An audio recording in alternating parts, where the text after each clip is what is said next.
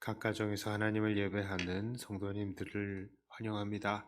다 함께 사도신경으로 우리의 신앙을 고백합니다.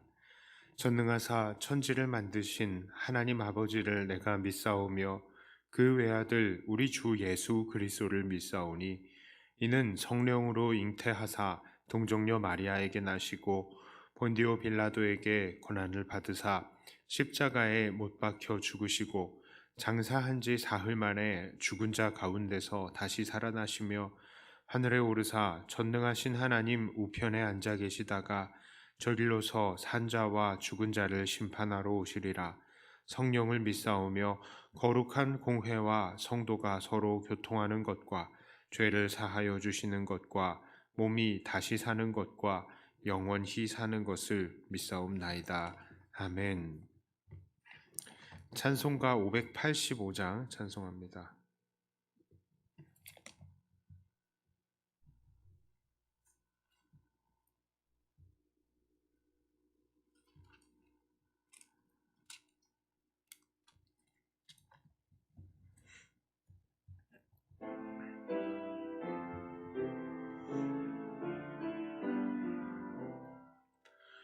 내 주는 강한 성이요 방패와 병기 되시니 큰 환난에서 우리를 의하여 내시리로다. 옛 원수 마귀는 이때도 힘일써 모략과 권세로 무기를 삼이니 천하에 누가 당하랴. 내 힘만이지 할 때는 패할 수밖에 없도다. 힘있는 장수 나와서 날 대신하여 싸우네. 이 장수 누군가 주 예수 그리스도 만군의 주로다. 당할 자 누구랴. 반드시 이기리로다. 이 땅에 마귀들 끌어 우리를 삼키려 하나. 겁내지 말고 섰거라. 진리로 이기리로다. 친척과 재물과 명예와 생명을 다 빼앗김대도 진리는 살아서 그 나라 영원하리라. 아멘.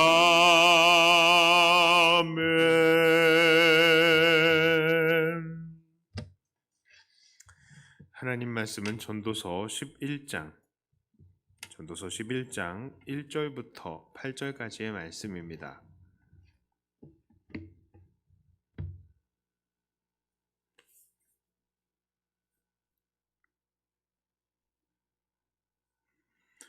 전도서 11장 1절부터 8절까지의 말씀입니다. 너는 네 떡을 물 위에 던져라. 여러 날 후에 도로 찾으리라. 7에게나 8에게 나누어 줄지어다. 무슨 재앙이 땅에 임할는지 네가 알지 못함이니라. 구름에 비가 가득하면 땅에 쏟아지며 나무가 나무로나 북으로나 쓰러지면 그 쓰러진 곳에 그냥 있으리라. 풍세를 살펴보는 자는 파종하지 못할 것이요 구름만 바라보는 자는 거두지 못하리라. 바람의 길이 어떠함과 아이 벤 자의 태에서 뼈가 어떻게 자라는지를 네가 알지 못함 같이 만사를 성취하시는 하나님의 일을 네가 알지 못하느니라. 너는 아침에 씨를 뿌리고 저녁에도 손을 놓지 말라. 이것이 잘 될는지 저것이 잘 될는지 혹 둘이 다 잘 될는지 알지 못함이니라. 빛은 실로 아름다운 것이라 눈으로 해를 보는 것이 즐거운 일로다. 사람이 여러 해를 살면 항상 즐거워할지로다. 그러나 캄캄한 날들이 많으리니 그 날들을 생각할지로다. 다가올 일은 다 헛되도다. 아멘. 오늘 본문은 이 세상 살이 중에 우리에게 필요한 지혜에 관한 말씀입니다. 분명히 전도자는 모든 것들이 다 헛되다라고 이야기를 합니다. 그러나 이 땅에서 우리가 사는 날 동안에는 분명히 인생을 즐기며 하나님께 감사하며 사는 것이 정말 중요하다라고 전도자는 거듭 강조하고 있습니다. 오늘 그가 나누어주는 이 삶에 대한 지혜도 그렇습니다. 비록 이 땅에서의 것들은 헛된 것들이지만 그런 삶 속에서도 최선을 다하고 우리가 하나님께 감사할 수 있도록 전도자는 조언을 해주고 있는 것입니다. 특별히 전도자의 조언은 바로 내일에 대해서 일하며 투자하는 것에 관해서 오늘 이야기하고 있습니다. 1절을 보면 우리는 그 내용이 정확히 무엇을 말하는지를 잘 알지 못합니다. 떡을 물에 던지라니 이게 무슨 말도 안 되는 소리인지 모르겠습니다. 그래서 이 말씀에 대해서 학자들이 의견이 분분합니다. 어떤 사람들은 이것이 떡을 물에 던지듯이 다른 사람들을 구제하는 것이다 라고 말을 합니다. 그리고 어떤 사람들은 이것이 떡에 물을 던지듯이 배편으로 해외로 물건을 팔러 내보내는 것이다 라고 말하기도 합니다. 그 중에 어떤 것들은 풍랑을 만나서 다시 찾지 못하지만 어떤 것들은 대박을 쳐서 돌아올 것이다 라는 의미라고 이야기를 합니다. 자, 우리는 그 배경에 대해서 확실하게 알지 못합니다. 그러나 이것이 구제인지 아니면 무역하는 장사인지는 모르겠지만 1절 전체적인 맥락 속에서 이것을 생각해 본다면 이것을 결국 도로 찾을 수 있다라는 것에 이 말에 초점이 있는 것입니다. 구제를 하더라도 결국 그 사람들에게 돌려받을 수 있다라는 것이고 장사를 하더라도 결국 다시 이득을 취할 수 있다라는 말입니다. 결국 이것은 우리의 재물로 가만히 두지 말고 계속 쓰고 베풀고 빌려주라는 의미인 것입니다. 그리고 이것을 돌려받으라는 것이죠. 요즘에 주식 투자가 열풍인데 이런 면에 있어서 사실은 주식도 근본적으로는 그리 나쁜 것은 아닙니다. 우리가 신뢰하는 사람에게 사업 자금을 빌려주고 그 대가를 받는 것처럼 주식도 그러한 것이기 때문입니다. 다만 이런 과정 속에서 사람들의 욕심과 거품이 끼어서 문제이긴 합니다. 자, 특별히 2절을 보면 7에게나 8에게 나눠주라고 합니다. 이것은 분산 투자를 하고 또 여러 가지 일을 해서 미래를 대비하라는 의미입니다. 무슨 재앙이 땅에 임할지 알지 못한다는 것이죠. 그래서 돈을 좀 버는 사람들은 돈을 가지고 저금을 하기도 하고 부동산을 사기도 하고 금을 사기도 하고 주식을 사기도 하는 것입니다. 한 곳에 돈을 다 몰아서 투자를 하지 않습니다. 또한 전도자는 우리에게 이 땅에서 살면서 열심히 일을 하라고 합니다. 6절에서도 아침에 씨를 뿌리고 저녁에도 손을 놓지 말라고 이야기를 합니다. 그러니까 농사로 치면 여러 가지를 심어야 한다는 것이고 사업으로 말하자면 이런저런 여러 가지 사업들을 해야 한다는 말입니다. 왜 그렇습니까? 우리의 삶에 무슨 일이 어떻게 생길지 모르기 때문입니다. 이런 와중에서도 어떤 사람들은 장래에 일어날 일에 대한 두려움과 또 여러 가지 핑계 때문에 아무것도 하지 못하는 것도 있습니다. 이 4절을 보면 어떤 사람들은 풍세를 살펴보느라 파종하지 못하고 또 구름을 살펴보느라 거두지 못하는 사람들도 있다라고 이야기를 합니다. 그런데 그렇게 하지 말고 하루하루 최선을 다해서 열심히 일하며 용기를 내서 투자하고 또 미래를 준비해 두라라고 말하는 것입니다. 오늘의 이 말씀은 정말 너무 구체적이긴 한데 어떻게 보면 우리들에게 너무 세속적으로 들릴 수도 있습니다. 하지만 우리들은 분명히 이러한 돈에 대한 부분에 있어서도 하나님 앞에서 정직해야 합니다. 돈은 우리들과 뗄래야 뗄 수 없는 존재들인 것입니다. 그래서 돈에 대한 부분도 우리가 철저히 하나님 앞에 엎드려야 하고 또 이 돈의 영역도 하나님께 맡겨드려서 하나님의 관리 아래에 있게 해야 하는 부분이며 솔직하게 돈이 없으면 우리가 이 땅에서 살 수 없다는 것도 하나님 앞에 우리가 인정해야 하는 부분입니다.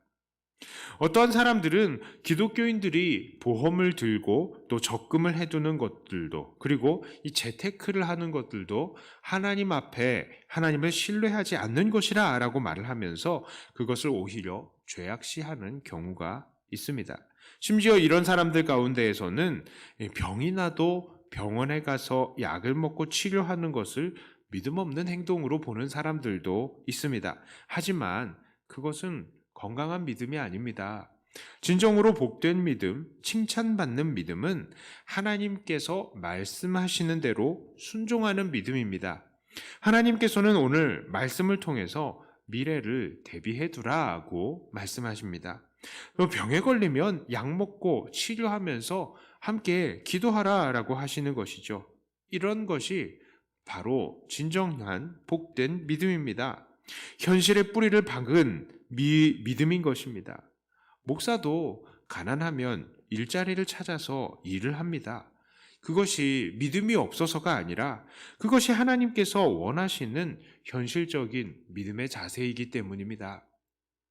물론 때로는 하나님께서 그 놀라우신 능력과 공급하심으로 우리들에게 갑자기 돈을 허락하실 수도 있고 또 우리들의 병에서 우리를 건져주실 수도 있습니다만 하나님께서는 보통은 그렇게 일하지 않으시는 것입니다.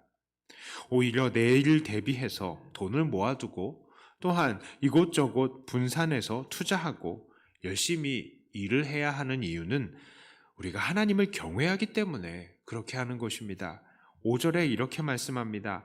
바람의 길이 어떠함과 아이 벤 자의 태에서 뼈가 어떻게 자라는지를 네가 알지 못함 같이 만사를 성취하시는 하나님의 일을 네가 알지 못하느니라.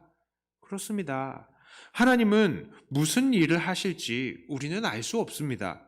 그래서 우리는 하나님을 경외하는 마음으로 이렇게 만사를 대비하는 것입니다.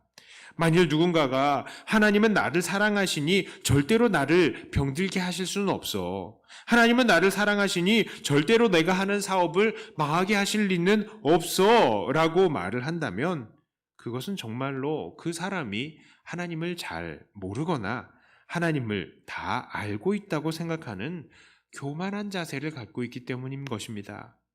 하나님은 그렇게 의롭고 완전했던 욥에게도 고난을 내리셨는데 우리는 어떻겠습니까? 우리는 하나님께서 무슨 일을 행하실지 알지 못하기 때문에 그저 겸손히 하나님 앞에 엎드리며 하나님께서 행하시는 일들을 그저 지켜보고 준비해야 하는 것입니다. 이제 말씀을 정리합니다. 오늘 말씀은 허무한 세상 속에서라도 그래도 매일 행복을 누리며 감사하는 것이 우리들 인생에게 복된 것이다 라고 말합니다. 그리고 그렇게 행복을 누리기 위해서 우리는 열심히 일하며 또는 지혜롭게 투자하면서 내일을 준비하라고 합니다. 그러나 이 모든 것들을 행한다 하더라도 가장 중요한 것은 바로 하나님을 경외해야 한다는 것입니다. 하나님은 하나님께서 행하시는 그 일들을 우리에게 미리 알리시지 않으시기 때문입니다. 그러므로 하나님을 경외하는 우리 성도님들은 하나님을 두려워하시며 내일을 준비하시고 하나님께서 행하시는 매일의 일하심 앞에서 그저 겸손히 엎드리며 하나님만 높이시는, 그래서 어떠한 재난이 오더라도 그것들을 안정적으로 대비해내시는 하나님의 귀한 자녀들이 다 되시기를 주님의 이름으로 축복합니다. 기도합니다. 하나님 아버지, 우리의 인생은 내일을 알지 못하기 때문에 오늘 그것을 철저하게 준비해야 한다는 것을 다시 한번 말씀을 통해서 도전을 받습니다. 하나님, 오늘 우리가 철저하게 이 여러 가지 핑계 대지 않고 내일을 준비하는 자들이 되게 하여 주시옵소서.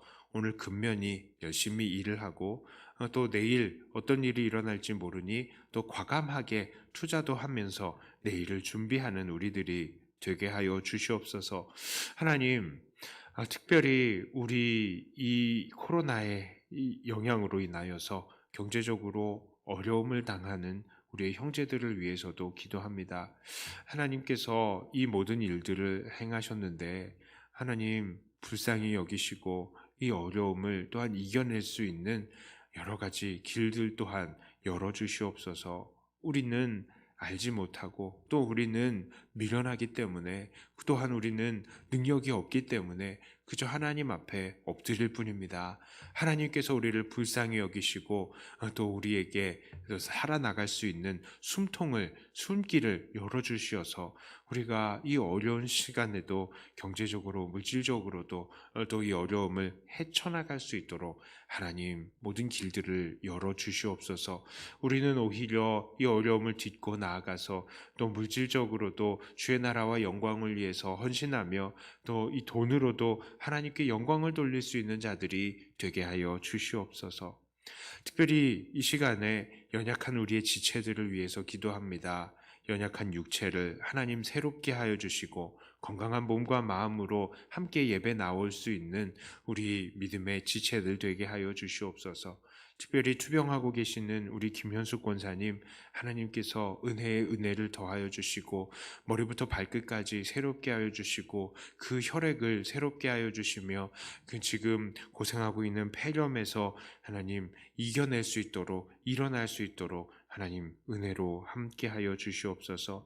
이 기회를 통해서 온 가족들이 하나님 앞에 예배하고 기도할 수 있게 하여 주시고 하나님 정말 하나님께서 기뻐하시는 인생, 하나님께서 기뻐하시는 온 가족이 다 되게 하여 주시옵소서.